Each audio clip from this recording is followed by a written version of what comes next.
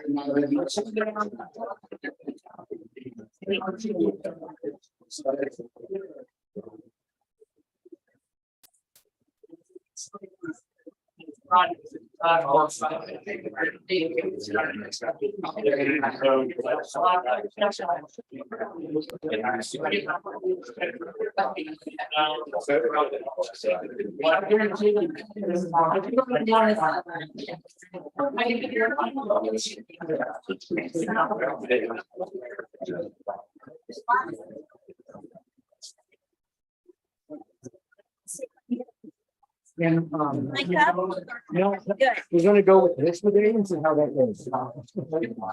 Trying out different things. We're going to ask you. I have a video. We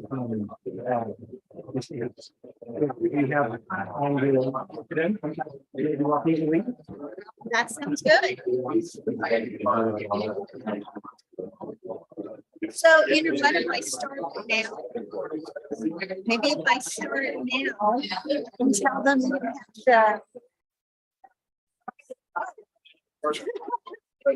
And let them know you have a video that they can watch while they eat from our tutor.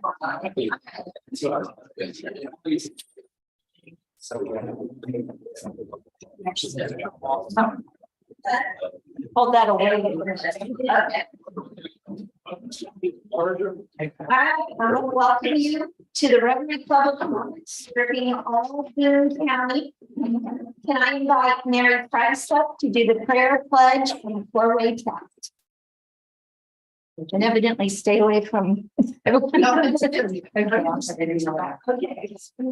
Good afternoon, everyone.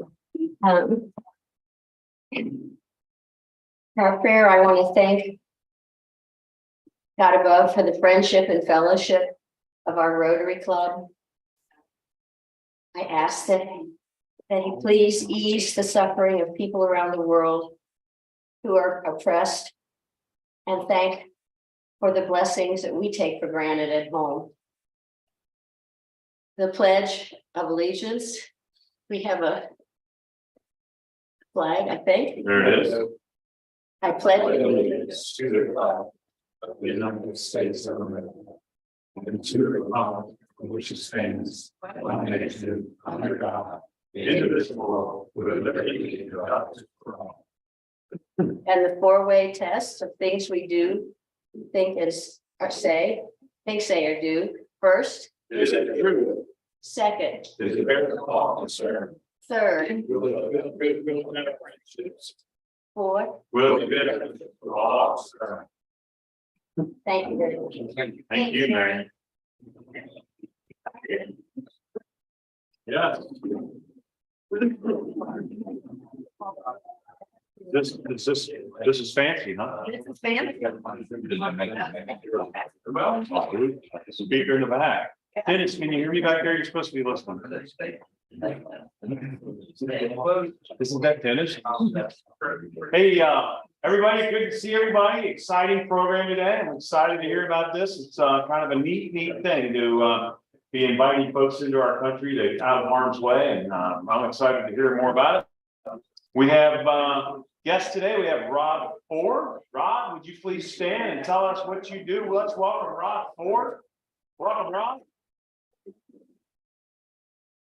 I'm one of the pastors at Hope Lutheran Church, just the Pastor Blair Fields. Well, you're welcome. Now, you go to Virginia or fan or where you? No, I went to the University of Kentucky. That boy. We like the modern parents over there. I hope. Yeah. Say you'll get to wear the big mitre that he used to wear, but thanks, welcome here, Rod. We have Joni Kinkle with us. Joni, you gotta follow that. Sorry, Joni. What else? Welcome to Florence Rotary. So I'm from Pennsylvania, but I've lived in Kentucky for more than half of my life. I went to UK also. Yeah. I'm a Steelers fan, but also a Bengals fan, so don't hate me. It's hard to be both. Let's see, I'm here because I was interested in the subject matter, and Dwayne Froelich is a friend of my husband and invited me, and so. Yeah. Great, welcome. Good. The college basketball season's wrapping up, tournament time, and everybody's team in here is doing well and alive. We're thrilled with that. The also high school basketball, if you want to go see some people compete and have fun at a game, the tournament is on now at Billy Santos Arena over at Northern Kentucky University. They have all the ninth region stuff's going on over there, so we're good with that. And the Reds have started play, and you know, they said we weren't going to be good, but we're already 1-1. So we'll see how that goes. So that's a good thing. And I have a major brag that a number of you have experienced, and some of you experienced this even to a larger degree. My oldest grandson, 6 years old, made his first basket in his basketball league. So I'll throw $5 in on that. I don't have to say it, I'll throw any more because he made one right after that. There you go. Thank you. Sharon. I actually started the meeting just a little bit early because Will has put together a video of the Florence Rotary Club's trip to Frankfurt. Oh.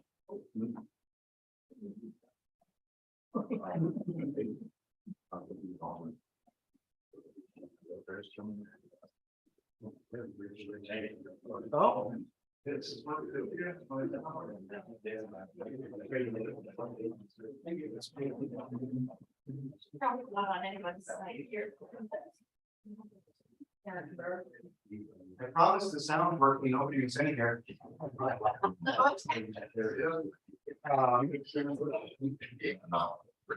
wasn't hearing you know that. I bet that's.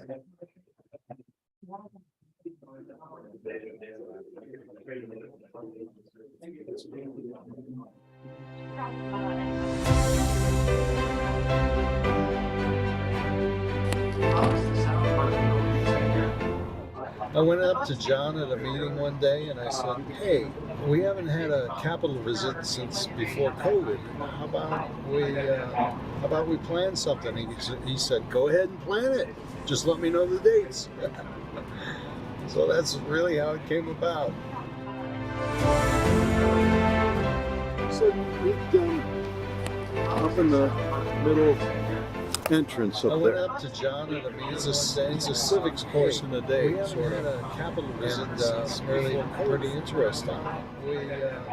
Most of these dresses actually have a piece of the original dress that the First Lady wore. That's really how it came about.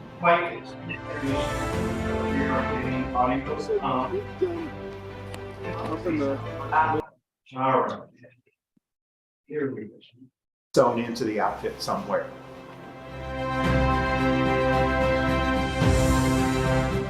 When the architect built this building, Andrews, he had the door there, but there was nothing over here. So he said it just looked out of place. So he put another door on this side. That door opens to a brick wall. There's nothing there. But it's symmetrical now. Well, it's a wonderful day, and everybody should go down to the Capitol and experience it because it is very interesting. And it's very interesting to see how things go. Inside the desk are 4 buttons. A yay button, a nay button, a right to speak button, and a page button.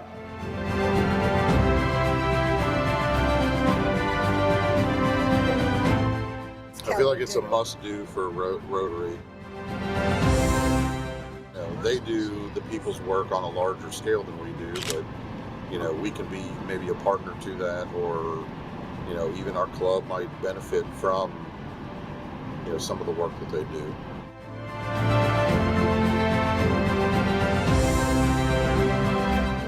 Like Ian said, it's a must see.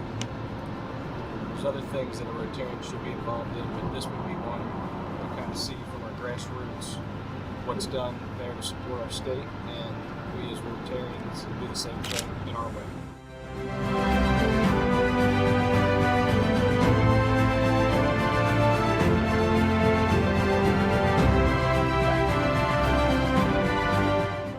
What did you come from before you got elected to this position? Well, a great judge or jurist is a generalist, should have a broad knowledge of a little bit of everything. Kind of like Johnny Cash making that car. I've got parts from all over, but it's helped me on the bench.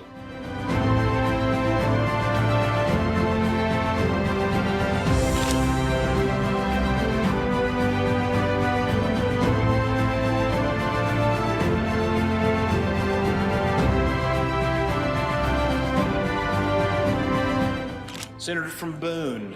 Thank you, Mr. President. I have 2 special introductions I'd like to make.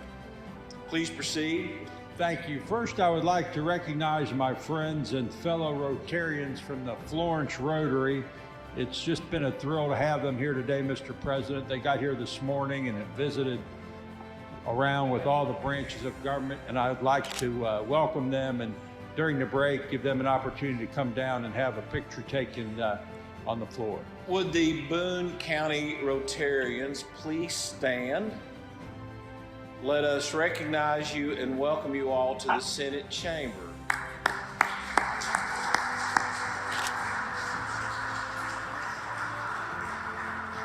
And Senator from Boone, upon your request, they will be granted admission and they can take photos with their senator.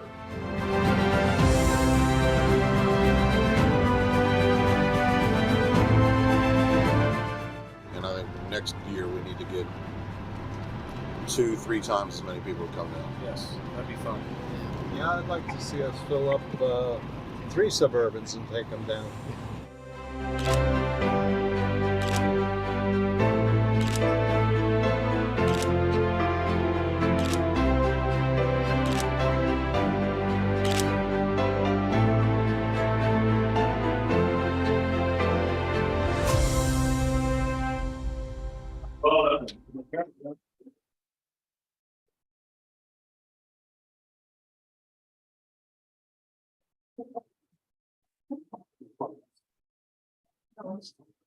Announcements. I received an email today. If you are familiar with what's going on over in Turkey, they had a huge earthquake a couple weeks ago. As of this morning, they had another aftershock that came in 5.6 magnitude.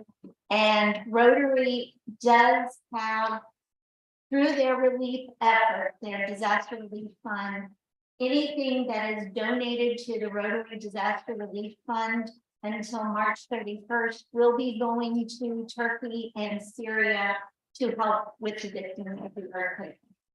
I'll be sending out an email after this meeting with a direct link to that, but I wanted you all to know that that was coming and to look forward. Look for it, sorry. Don't forget to invite friends and colleagues to our meeting. We love to see new people here. The scholarship application is now live. The deadline is March 10th. Please let Dave Wolfer know if you would like to help review the applications. And then the Paul Harris Foundation dinner is set for April 11th at the Triple Crown Country Club. You can get over to see the word. Yes. Oh, April 11th. Yes, Tuesday, April 11th. Okay, there was something in the. Yeah. But it's the 11th. It is the 11th. It is the 11th. Very good, thank you. All right. I would have missed 27.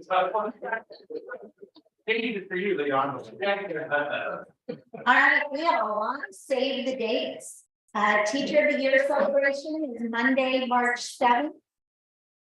The upcoming Rotary, oh, this is not up there, but we do have an upcoming Rotary Club fundraiser coming up on May 4th. We'll be getting more information out about that. It will be have your lunch, have your dinner, have both at Panda Express that day. We have club service at Miracle League Fields, Saturday, May 13th. Again, there'll be more information coming about that. We have a tentative date for the Dick Wilkinson Play Shoot, Saturday, June 10th. And we have the Golf Alley is Friday, October 6th. Just a reminder, the District 6740 Rotary Conference is April 28th through 29th in Pikeville. Looks to be a really good time. Hope to see people there. And then this is not on our thing, but just a reminder, in March, we will be back to meeting at the large facility here on the Nature Park property. Just for the month of March, they're doing some work down here out of this smaller building. So remember, we're going to the big buildings for all of March. We are up to happy dollars. Don already put some in talking about his grandson. I'll do 3, I'll get us started. One for each one of my children. I'll start with my youngest. He has spent the last 3 months practicing with the high school musical. They performed Friday and Saturday. There were 5 performances over the 2 days. They did an absolutely amazing job. So they did Grease. Did great. I'll give a shout out to my middle child. I think I mentioned we gave a $100. She'd been accepted and had chosen for college, but we found out over this last week she made it into the honors competition. So, and then my oldest, she's working on a master's degree right now. She was just named one of 2 students that's going to represent the university at the United Nations Water Conference. Well, that is cool. Anybody else? Here. Yeah, I had my 3 grandkids over the weekend, and that's my first happy dollar. And my second happy dollar is they left yesterday.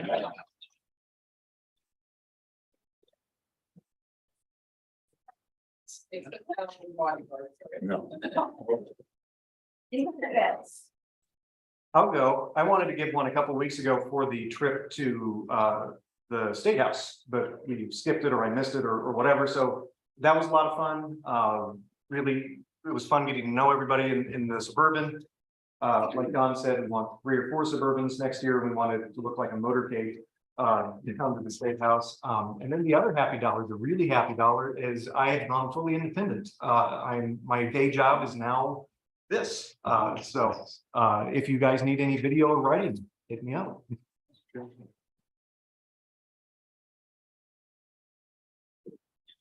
Anyone else? All right, we'll go for birthday. Yeah, no birthdays, but we do have anniversaries coming up. Claire? You're at 6 years. Coming up on Wednesday, we have HB Duckers at 34 years, Billy Santos, 16 years, Ian, 6 years, and Jim, 10 years. So, happy anniversary.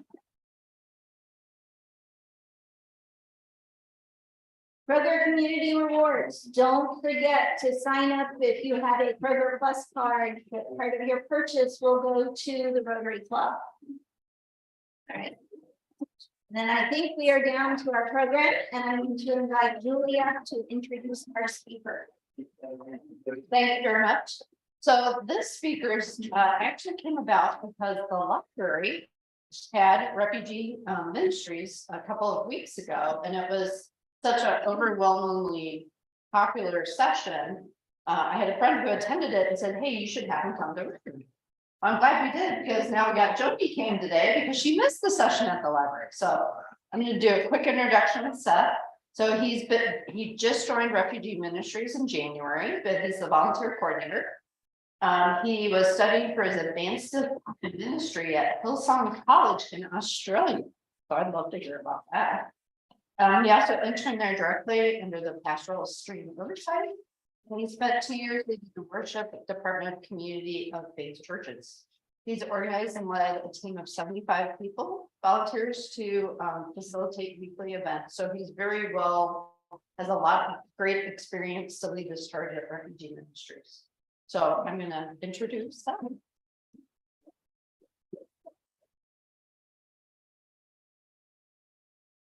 All right, well, hey, thank you so much for having me. Thank you for the kind words, Julia. It's an honor to be here with you all today.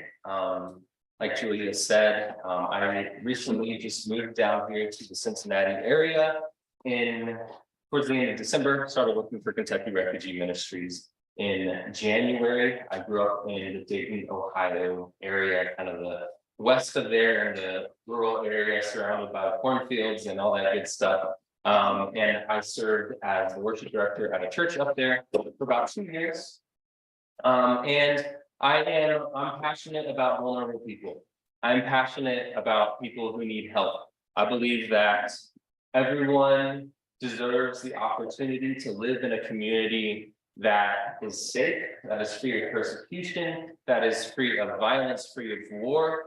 And where they can grow and thrive and raise their kids and contribute to that community.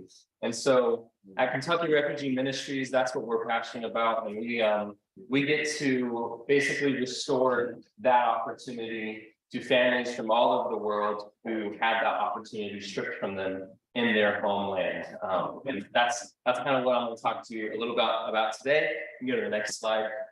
What we're going to cover is just a little bit, it's basically a condensed info session about our work, about refugees, about resettlement, and the state of resettlement as a whole. So we're going to cover some kind of terminology around what are refugees, the state of refugee resettlement in the United States, Carolyn, our organization, who we serve, our services, ways to partner, and hopefully at the end we'll have some time for questions as well. Next slide.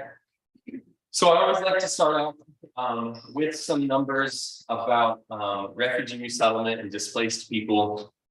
This is a pretty staggering number, right? 103 million people right now are forcibly displaced from their homes. They have been forced to leave their homes due to an array of conflicts that I will get to a little bit more later. We hit that next slide. And so that means that globally, 1 in 100, every 1 in 100 person has been displaced, which is just another staggering number that when I see kind of really gets my attention. That's pretty insane. To wrap your mind around 1 in 100 people have been forced to leave their homes, have been forced to leave their homeland because they're not welcome there, because they were afraid for their lives. Next slide. So now we'll get into some of that terminology that I mentioned earlier. You may have heard these terms thrown around before. Internally displaced people, asylum seekers, and refugees. So we're going to kind of break down these terms. We're going to start here with internally displaced persons.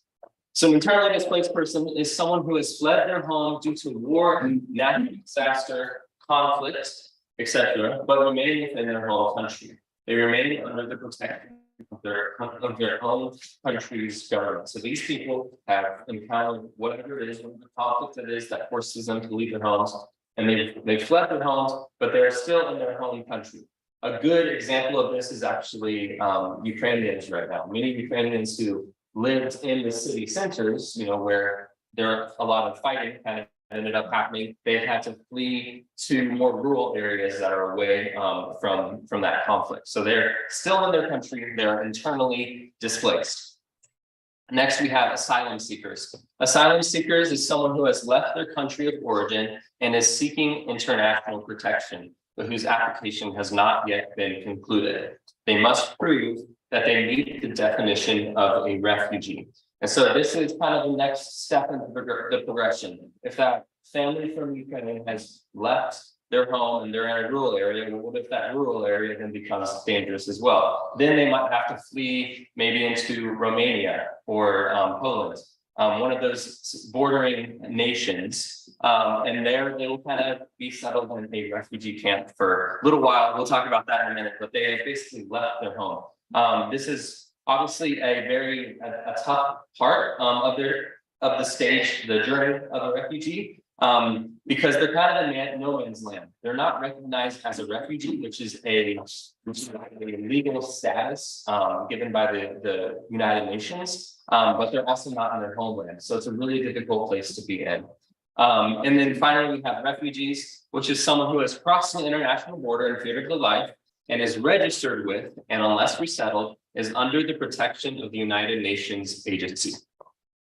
Refugees have specific rights under international law, i.e. they cannot be forced to return to situations where their lives and freedom are at risk. So after they've gone to that bordering country, they've registered with the United Nations, and they finally gotten that status of you are a refugee, you are fleeing your country for legitimate reasons. So we will protect you, basically, is how that works. You can go to the next slide. This is an official definition of a refugee that they basically have to prove in order to get that refugee status. So this says, under the Immigration and Nationality Act of 1980, a refugee is someone who has experienced past persecution or has fear of persecution on account of race, religion, nationality, membership in a particular social group, or political opinion. Individuals who meet this definition may be considered for either refugee status if they are outside the United States, or asylum status if they are already in the United States. So we've kind of talked about this. Is this on still?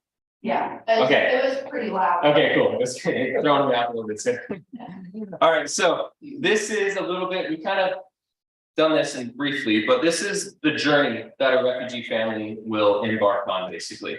They start up here in their homeland, they experience violence and persecution, and then they will flee home and end up in a secondary camp or city. Sometimes this is in their homeland, which then they are an internally displaced person. If it's outside of their homeland, they're then an asylum seeker. And then while they're there, they will end up applying for refugee status with the United Nations High Council for Refugees.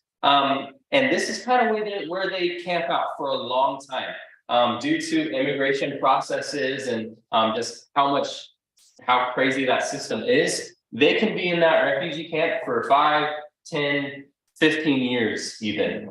So they can, sometimes they'll start building their lives there. You know, we have a family coming in from Congo in a couple months, and they had 3 kids that were born in a refugee camp in Burundi. And so it's just a wild situation where they're just stuck in no man's land.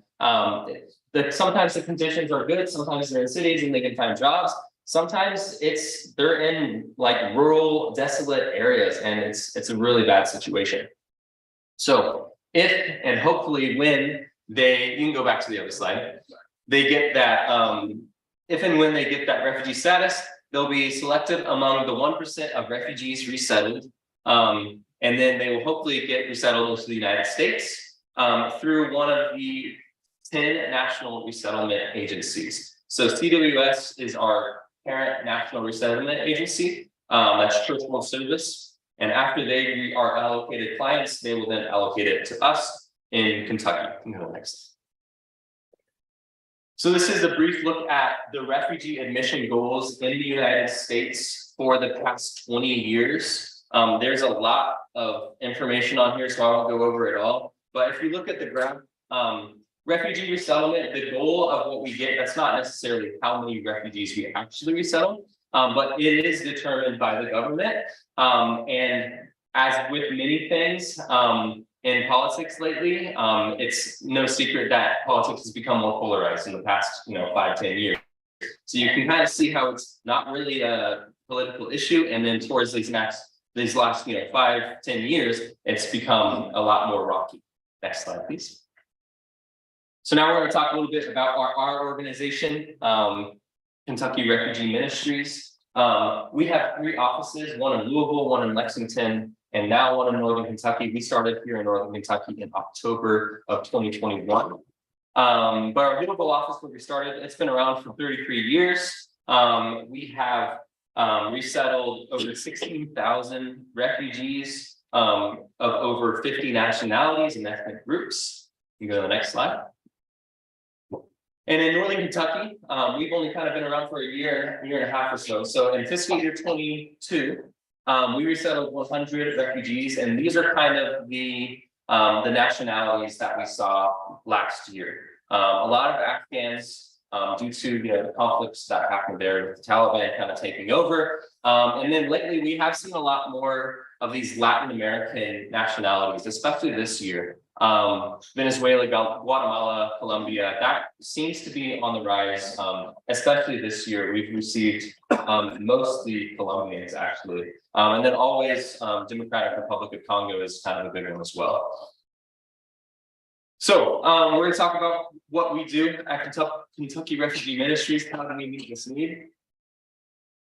Kentucky Refugee Ministries, our mission is that we are a nonprofit organization dedicated to providing resettlement services to refugees through faith and agency-based co-sponsorships in order to promote self-sufficiency and successful integration into our community. KRM is committed to offering access to community resources and opportunities and to promoting awareness and diversity for the benefit of the whole community.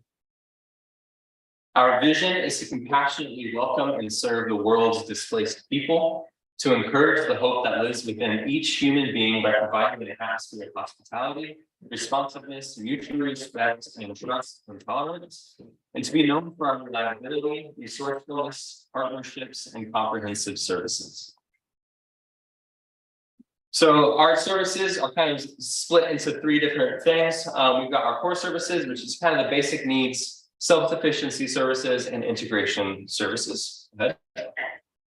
Core services and basic needs. So kind of what we do before our refugees arrive, we will provide furnished housing for them. We actually partner with a furniture bank in Covington called New Life Furniture Bank. After our housing coordinator kind of secures an apartment for the family, they will kind of come in and deliver the big furniture, couches, dining table, beds, that sort of thing. And then we will actually kind of have volunteers come in and make that house feel more like a home, which is a really cool program. Shortly after they arrive, we'll also take them to the Social Security office to apply for the Social Security number. We'll help them get enrolled with different cash assistance services. We help them with temporary food, cash, and medical programs. Obviously, we do case management with them. We help their kids get enrolled in school within the first month of arriving. And we do a health screening with them after they arrive. And then obviously some of our services are also kind of built around that mental and physical health. And a lot of just advocating for them. A lot of it is walking them through these situations because they come from circumstances that are so different. They don't know the culture. Maybe sometimes there's trauma that they're coming from as well. And so a lot of it is just walking them through and saying, hey, you can do this. This is what we got to do. And so what we run within this is, I forgot to mention this earlier, is a 90-day program, reception and placement. And so the idea is that after those 90 days, they are, for the most part, self-sufficient. They have a job, they know how to pay rent, their kids are enrolled in school, they're learning English. Obviously, 90 days is an extremely tight time frame. So we do provide some services after those 90 days, such as mentorships or other things like that. But yeah, that's the kind of goal. And the goal is that we are empowering them. We're not just helping them, pulling them along, but we are empowering them to do this on their own. So that's kind of what this gets into. Some other services that we do is an orientation to transit, because the bus system is kind of difficult to use in Northern Kentucky. But that's a huge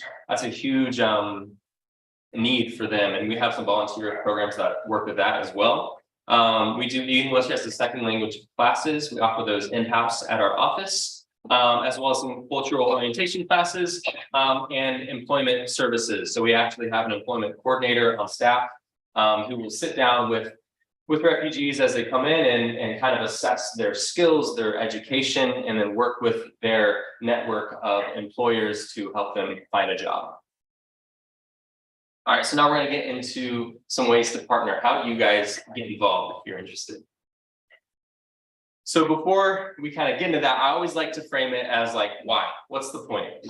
Why should you be concerned with the issue of refugee resettlement? And what I always like to talk about is just as a staff, sometimes there's so much to go over with them that a lot of times we only really get to those basic needs sort of things. We can only get to those baseline, okay, you are functioning, right? But there's so much more to life than that, especially life in the United States, right? And so what I kind of think of community partners being involved in is really just providing enrichment to their life, providing friendships, providing partnerships, providing community, so that they can really thrive and grow and build that confidence to get involved in their community, so they have something to offer the community. So we are friends to them, because refugee resettlement it's so lonely. Sometimes when I talk to our refugees, when I hear about our refugees, especially women who stay at home and their husbands are out at work, it's so isolated because they don't know anyone. They don't speak the language. It's so difficult. We're also guides to them, and we are also advocates, because they need people to speak up for them. They need people to advocate for their needs as well. Go ahead. So here's a list of some volunteer opportunities. We do some on-call opportunities for those of you whose work days are pretty flexible, whether it's taking clients shopping, helping set up homes for them before they arrive, going to the airport and welcoming them as they arrive, which is a really fun one, shopping and stocking their pantry and fridge before they are here. This is a new one, the Bus and Learn program. That's basically a transit orientation where you will meet the client at their home and go on a bus trip with them. Maybe you'll take them into the city, take them to Findlay Market, walk around the shops, show them what the community has to offer, and that it's not just this big, scary, I have no idea what's going on, because that's what we've noticed sometimes is a lot of our refugees are so overwhelmed that they don't even feel the confidence to leave their homes. And so we can restore that kind of ability to be mobile and to go out and see what their community has to offer them just by taking them on the bus. We also do mentorships where we will pair a client with a mentor kind of based on maybe your skills and their interests. We have a mentor who works at NKU, and we paired her with a mentee who wants to go to school and go to law school. And so they kind of can work together to get those goals, to see those goals coming to fruition. It's kind of goal-based, but also we encourage our volunteers with all of these programs to just have fun with them, that enrichment sort of things. For example, we had one mentor last last December and Christmas time, she took her mentee and her 2 kids to this Christmas event happening in Villa Hills where they lived, where they got to see Santa Claus and Mrs. Claus and got to do all the Christmas things. And then they actually met the guy that was playing Santa Claus was the chief of police. And then he heard their story and then took them to do the shop with the cop program. I'm not sure if you're familiar with that. And spent like a ton of money and this just made the first Christmas in the United States like something special. The mentor had them over for Christmas morning under the Christmas tree and did gifts and all that sort of stuff. And it was just so cool to hear how special that was for the family, but also for the mentor. And lastly, we do co-sponsorships and welcome teams. This is basically a form of group volunteering. We usually do it through churches. Sometimes other community groups want to get involved, but basically we will pair your group or your church with a incoming refugee family, and that church group will basically walk alongside that family for the first 3 months of their resettlement, basically. Help them with housing. Maybe they'll go over and just practice English with them. Maybe they'll take them on a grocery trip and help them cook food. Maybe they'll work through the budget with them. All those sort of things, just that they're just present in ways that our staff can't necessarily be. So those are our volunteer opportunities. Also, some other ways to get involved is to donate items. We're always looking for household goods, cleaning products, hygiene products. And if you're interested in that, you can just let me know or submit a donation inquiry on our website. Slide. And then we're also looking for housing and employment partners always. That's kind of the biggest, that's one of the biggest needs, when they arrive is we need to find them houses. So we need good networks of people who are, willing to rent to us.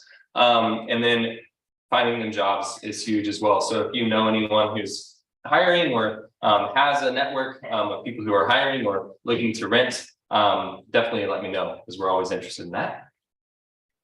And then obviously we do take financial gifts through all sorts of different things there. So if you're interested in that, you can check out our website or shoot me an email and I can give you more information on that. I wanted to check our time. I think I'll blaze over this real quick. This is basically, there's a lot here, so I won't go over it, but all this to say, when we are working with different cultures, people from various backgrounds, we do have to be sensitive to these things. And if you decide to do a volunteer orientation, we will talk about this in more detail. And then obviously, full disclosure, if you want to volunteer with us, we do require a COVID-19 vaccination. It's just it's too great a risk for our clients, that the last thing we want is for them to come into the country and then catch the virus. And so if that is something that you are uncomfortable with, totally understand. There might be other ways to get involved that aren't direct client sort of volunteering opportunities. But yeah, that's there. So that's kind of quick presentation. If you have any questions, please let me know. I'll kind of open it up. I also did bring a sign-up sheet over here on this table for a volunteer orientation. We do volunteer orientations on the first and third Monday of the month from 6 to 7:30 at our office in Covington. You basically come in, I do something that's kind of like this, but a little bit more in depth. And you come in and that's kind of the first step to begin volunteering with us. If you have other questions, feel free to let me know. I'll hang out afterwards. But yeah, I guess I can open up the floor for any questions you might have. Promise. Thank you for this amazing ministry. Yeah. Now, I assume the process of trying to understand. Immigration services probably approves a family, and then how do they know where to settle the family? All these different places from the country. How do they choose? Like, okay, Northern Kentucky, where we want this family to go? Yeah. How's that work? Yeah, that is a good question. It's kind of that entire process is out of our hands. So we can't really control who we get placed with us. we can obviously show them like what we have available to us. I think, for example, one of the reasons why we're getting a lot of Latin American families is because almost half of our staff speaks Spanish. And so they can kind of see that and be like, okay, so they have some resources that would be good for this thing. So there are some little things like that, but sometimes it is just kind of random, whoever has the capacity for it. So yeah. With the lack of affordable housing all over, how in the heck do you make this work? That's a really good question. So I don't even know where to begin with that. Our housing coordinator, that's his full-time job basically, is to make that work. There are some different like cash assistance sort of things that we can get them enrolled in, but that doesn't go very far as it is. Also, like clients will get allotted a sum of money for every, it's actually $1,275 per person when they arrive, they have. Now, when they pay that first month's of rent, because we don't pay that for them, their rent actually comes out of that. It doesn't last very long. And so, yeah, it's an ongoing challenge. It's perhaps Reese, our housing coordinator, could answer that better, but yeah. Just a follow-up on that, do you think, I guess it would be more of a question for him. Do you think there are certain people in the community who basically take a much lower rent just to provide that service? Yeah, we do have some, we do have some partnerships with like realty agencies that like will work with us in different things. Maybe it's they'll waive the security deposit, or maybe they'll give us a little bit of a discounted rate. But unfortunately, it's not like all too common. It's more rare than common for something like that to happen. Yeah. Yeah. These people are really resourceful. And, we've witnessed, I don't know how many sales, probably at least a dozen sales in the last year. 2 people, mostly from the Congo. And they get jobs in the community, and then they come out, and a lot of times they have a big pile of cash and ready to buy a house. Yeah. So, you know, it's working. Yeah, they're resilient. They're resilient, resourceful, and so that's why I like to say it's not like we are kind of helping them along, but we're just giving them a platform to get on their feet to the point where they can contribute to our communities as well. Yeah. That's one reason I think refugees are good for this country. Yeah. The people that get here that are refugees had enough moxie to figure out the system out to get here. Yeah. So that makes them first round draft picks for hire. Yeah. As far as the, getting a job, and many of them not speak English and maybe not Spanish. So what kind of jobs do people, the adults get? Yeah, so we get them enrolled in ESL classes like day 2 or 3 of when they arrive. So that's kind of one of our #1 priorities. But yeah, we have a network of places that they're working with. We actually had a lot of Afghans working for Amazon in Burlington. We had people actually want to migrate into here because they heard that Amazon was giving pretty decently paid jobs to refugees. And then I think we have a couple restaurant jobs, a couple in like transportation as well. So it's kind of just whatever networks we can kind of partner with to find a spot. But there are also some refugee-owned restaurants in the Cincinnati, Northern Kentucky area, which is really cool. Thank you very much.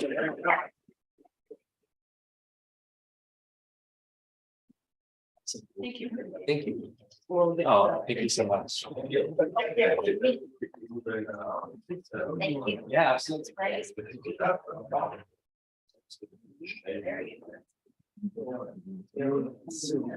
All right, I want to remind you that our next meeting is Monday, March 6th, and it is a club assembly. Please try to be here, remember, at the big building for the club assembly, because we've got lots of stuff in the works and we need everybody here to plan it out and talk about it and work through it. So is there anything else for the good of the group?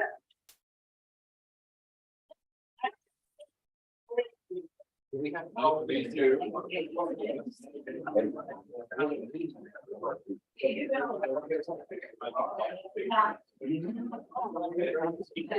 Thank you.